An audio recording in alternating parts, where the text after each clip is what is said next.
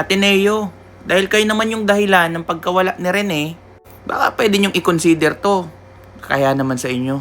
Sabi ni Sir Roldan Nexi, Dear Ateneo de Manila University, please give scholarship to all of Rene Baterbonia's siblings with allowance until they graduate in college.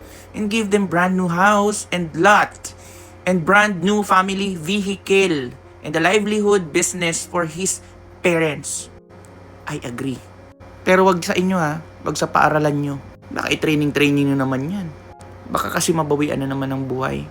Give them the life that you stole away from them the moment you allowed him to die in the hands of the people who should have taken good care of him, and do the same to Divine Adili's family. Yes, definitely this is not too much.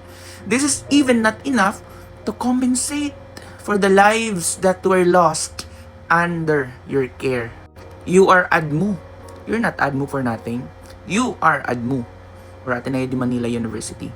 This is a very small compensation compared to how big of an institution you are.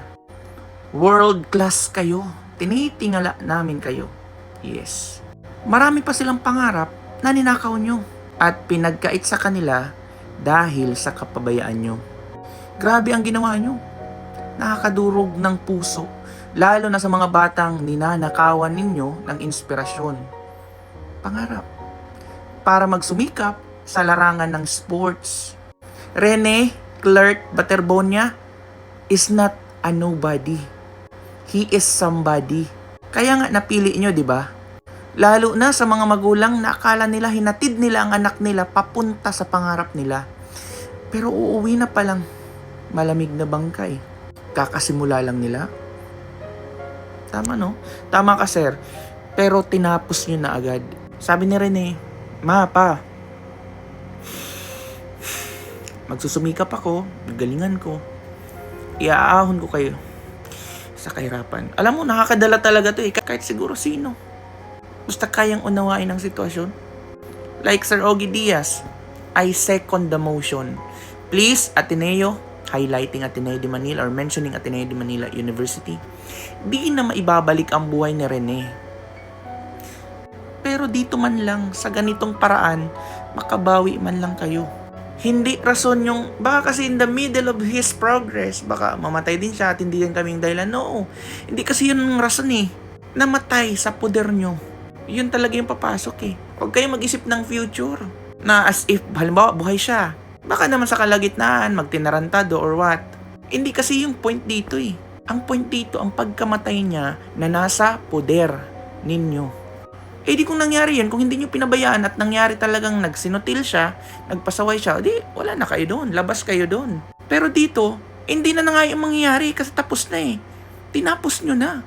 So, ang lahat ng bagay, lahat ng nangyari, nasa poder nyo. So, dapat gawin nyo to. Kulang pa nga to eh. Yung coach niya, na sobrang minamahal, inaalagaan at nakikita ang talento niya, nagbigay ng tribute sa kanya. Sabi niya, you're home, my brother. Ganito dapat yung turing. Sa mga taga-Ateneo na kumuha kay Rene, dapat tinuring yung kapatid. Sa mga teammates, hindi yung kakain kayo, kwentuhan kayo, andun siya sa gilid. Hindi siya bilong eh. Mayayaman kayo. Nag-uusap kayo, ano kayong magandang kotse? Ang ganda ng bagong iPhone na lalabas. Pero si Rene, nag-chat sa magulang niya. Humihingi ng pera, pangkain. Diba? Dati, pupunta tayo dito para mag-pray. Need ko talaga mag-intentional cut ng video kasi napak-emotional nito. Lalo na sa mga nawalan eh. Ako wala na akong mama at papa. Sana maintindihan nyo. Dati, pupunta tayo dito para mag-pray at mag-send off mass kasama ang team natin tuwing may paparating tayong tournaments. Punong-puno tayo ng pangarap, excitement, at pag-asa sa bawat pagkakataon na nandito tayo.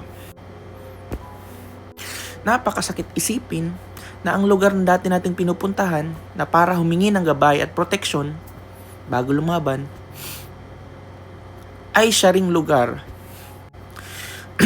na pinunta namin ngayon para magpaalam sa'yo. Alam niyo guys, may kapatid ako bunso Wala siya masyadong talent.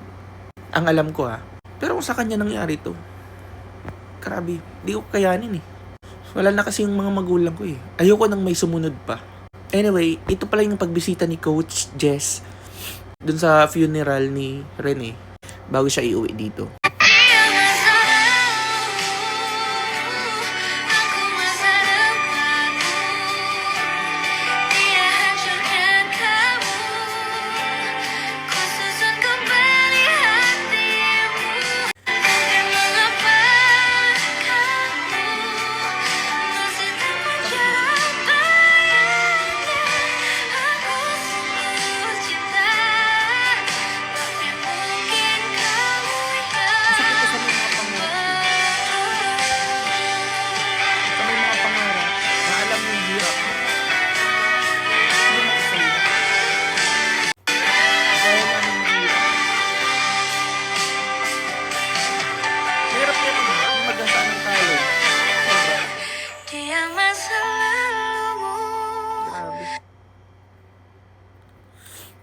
Grabe no?